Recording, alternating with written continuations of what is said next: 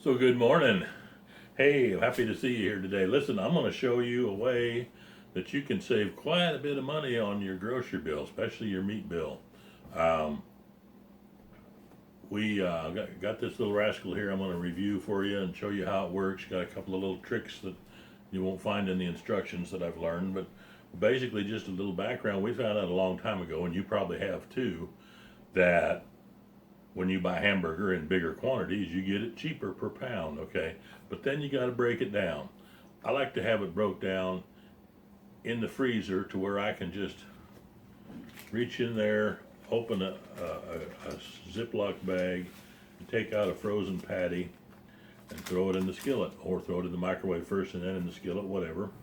And it's just so much easier to do it that way. But we couldn't seem to find a burger press. I do them by hand, and that's good. Okay, that's okay, but they're not uniform. When I'm going to stack them in the freezer, I want them uniform so they stack together. Now, let me give you a clue up front. If you're into smash burgers, this ain't the best way to do that because it compacts them too tight for smash burgers. You want smash burgers to be kind of loose so that they get all that fat up in there and get it nice and crispy. This is not what that's for. It's a different thing. But it is great for breaking down large amounts of burger or medium amounts of burger, or just to make one or two burgers, because it's just like it's easy to clean, it's easy to get out and use.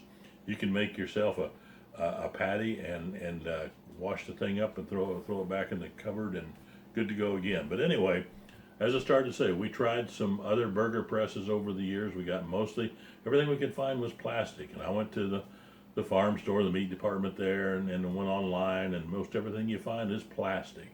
I said, no, I know I've seen metal ones somewhere, and I want a good, strong metal burger press. Well, I went on Amazon. I go there quite a lot because I got Prime, so it's free shipping. But I go on there a lot, partly because I'm an Amazon affiliate, and so anything if you go through my link, and buy anything while you're there, I get a few cents commission for it. So anyway, um, went on there and looked around, and I found like a whole bunch of different burger presses that looked all just like this, and most of them were just a little bit cheaper than this one. But what I got a habit of when I go on there, I go clear down to the bottom and I look at what people have written about them after they bought them, and some of those cheaper ones were like, they had like 3 stars out of 5 ratings and this and that and the other. And this one seemed to be the best rating, and I read about it. It says it's heavy cast aluminum. I thought, well, okay, let's check it out. I got it. It is. It's a very nice, heavy cast aluminum. And it said, and then even with this one, it's a Weston. You can't really tell much about brand names anymore, I don't suppose. But I had heard the name before, so I thought, well, it gives it a little bit of credibility. So anyhow, I got it home, and when it comes, if I remember correctly, this top cap is not on here. You have to screw that on yourself, and there's a spring underneath of that, and that's called the ejection spring. Now, I paid a couple bucks extra to get the ejection spring model. The same company, in the same listing, had options. You could take it, you could get it with or without the ejector spring. Wasn't sure what the ejector spring did because they didn't really explain it. But I thought, well, I'm going to try it anyway, and we'll go from there. So I got to thinking, they give you some basic instructions, but not much. And I even looked at the videos before I bought it, the little videos, the review videos on Amazon, on the listing. And they gave you a few little tips, but not a lot. But it seems like it's pretty straightforward, right? So you just now they tell you to use something. I don't know if it was the company itself or one of the videos on there, but they said use spray lube, or spray lube. Put WD-40 on your hamburger. No, they tell you to use some spray oil. I have never had to do that yet. I use parchment paper underneath. I grab me a hamburger ball and I put it on there and put a parchment paper on top. I'll show you that in just a minute.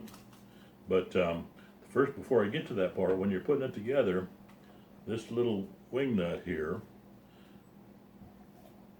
you have to hold the piston underneath while you're turning it. If you turn it one way, it lifts that piston up higher, gives you bigger clearance for a thicker burger. If you push it the other way, it goes down for a thinner burger.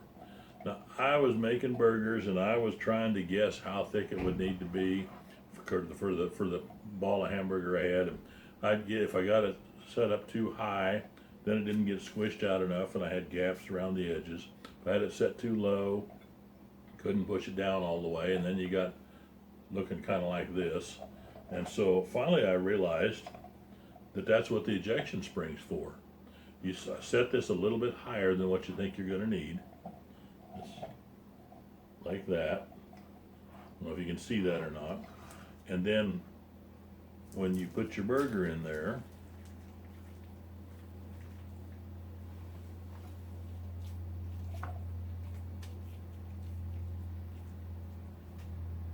and I always make a ball out of habit, but I've seen reviews where they just put a clump of hamburger on there, and there you go. So now we got that on there. I mash it down a little bit just so it can't roll away, okay? Now, we're just gonna flip that over. Whoops. Gotta get our cover on there. Flip that over and push it down all the way. Now this is where your ejection spring comes in. You push this down, and that takes your pressure plate down as far as it can go, so you're getting all the cavity filled up in there. I would have to back up. And there it is, ready for the freezer. All nice and uniform, perfectly filled out. It's great. Get a whole stack of these, put them in a plastic bag, put them in the seal meal, throw them in the freezer, you're good to go, man. So anyway, I love the thing. I think you'll love it. Check out my links below. Hey, give me a subscribe, give me a like.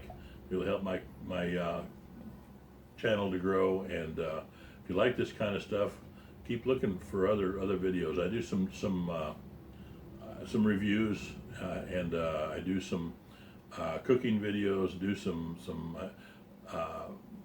when I first started, I said I'm going to do grow it, catch it, and cook it videos, and that's where I started out. But I got to the point where I can't grow it too good anymore because I have too much trouble in the garden. But anyway, we're still doing the cook it and the catch it, and talk a bit once in a while about what's going on in the world and things of that nature. So anyhow, check back in every now and then, okay? Hey, we love you. God bless you. And again, smash that subscribe, smash that like button. We'll see you next time around. Bye-bye.